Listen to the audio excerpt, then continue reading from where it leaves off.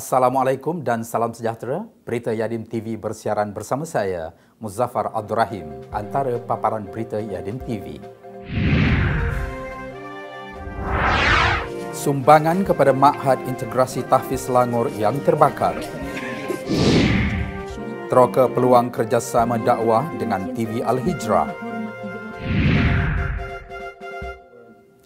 Prihatin dengan musibah kebakaran yang berlaku kepada Ma'had Integrasi Tahfiz Selangor MITS di Banting, Selangor, Yayasan Dakwah Islamiah Malaysia Yadim telah mengadakan ziarah prihatin kepada Ma'had berkenaan pada 7 Ogos.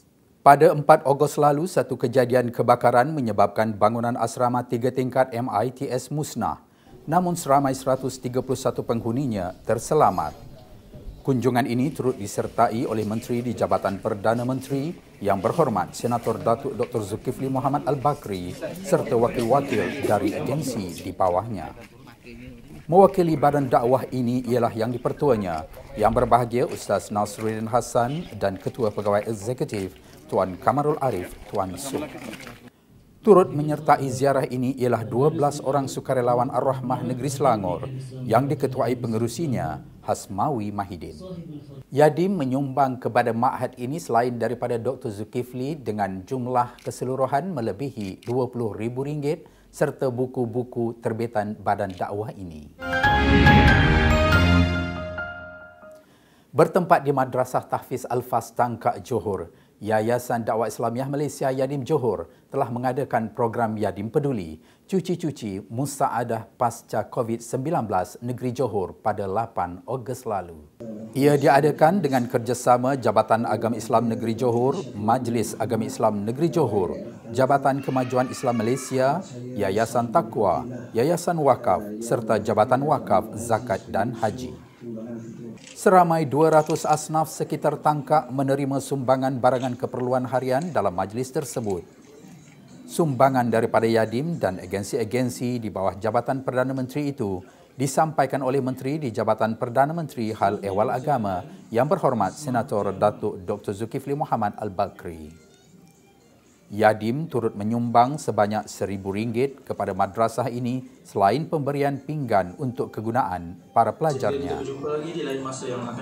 Yayasan Wakaf pula menyumbang sebanyak RM10,000 kepada madrasah ini. Majlis seawal jam 8 pagi ini dimulakan dengan program cuci-cuci oleh Yadim.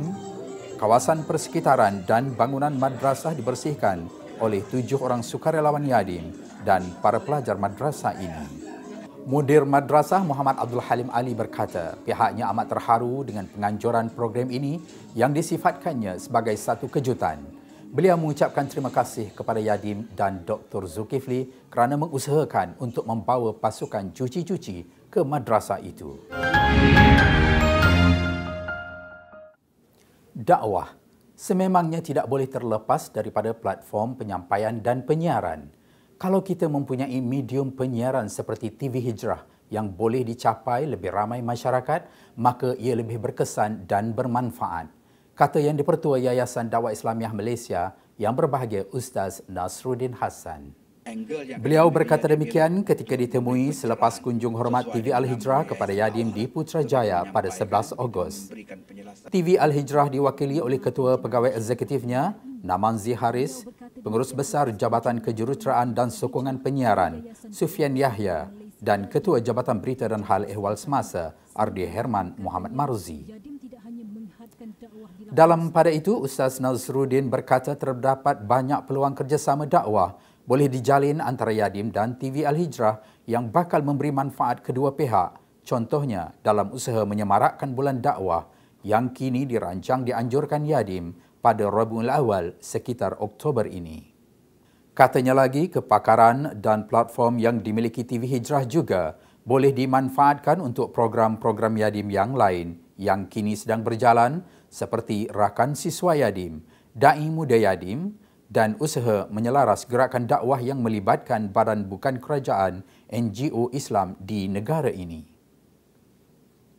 Namanzi menyambut baik saranan Ustaz Nasruddin dan memaklumkan TV Hijrah sememangnya mempunyai pelbagai rancangan yang bersesuaian dengan gerak kerja dakwah Yadim.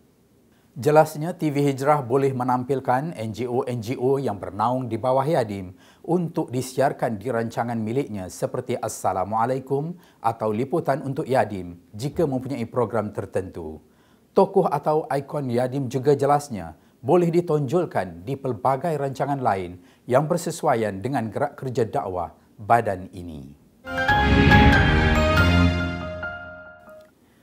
Dalam usaha meluaskan jaringan perhubungan dan jalinan dakwah, bahagian kepimpinan muda kemuda Yayasan Dakwah Islamiah Malaysia Yadim pada 6 Ogos 2020 telah melakukan kunjungan ke Institut Kemahiran Tinggi Belia Negara IKTBN Alor Gajah, Melaka.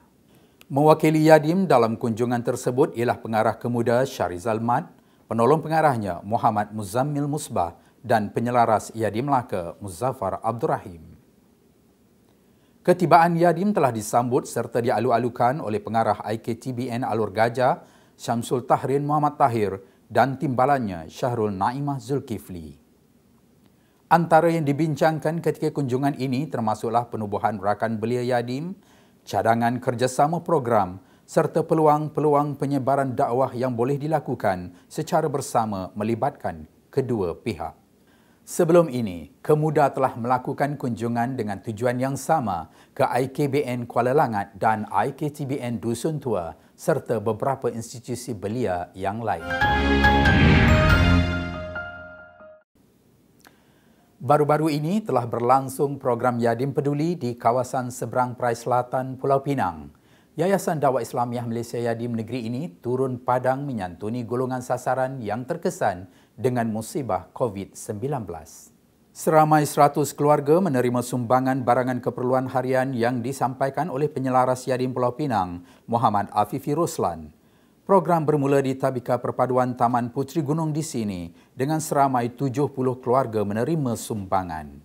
Dalam ucapan ringkasnya, Afifi memperkenalkan fungsi Yadim kepada semua yang hadir dan memaklumkan mengenai skuad sukarelawan Yadim yang akan ditubuhkan mengikut daerah.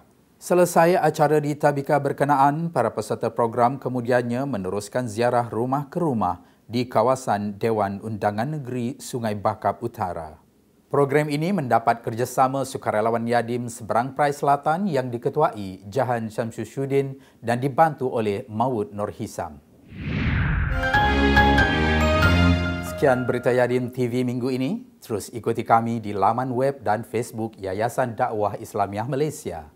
Bagi mengakhiri berita siri kali ini, Yadim TV membawakan sorotan Yadim Peduli yang dijalankan oleh sukarelawan Ar-Rahmah Kuala Langat di sekitar Kancung Darat, Selangor. Bersama semarakkan dakwah, Islam itu indah. Assalamualaikum.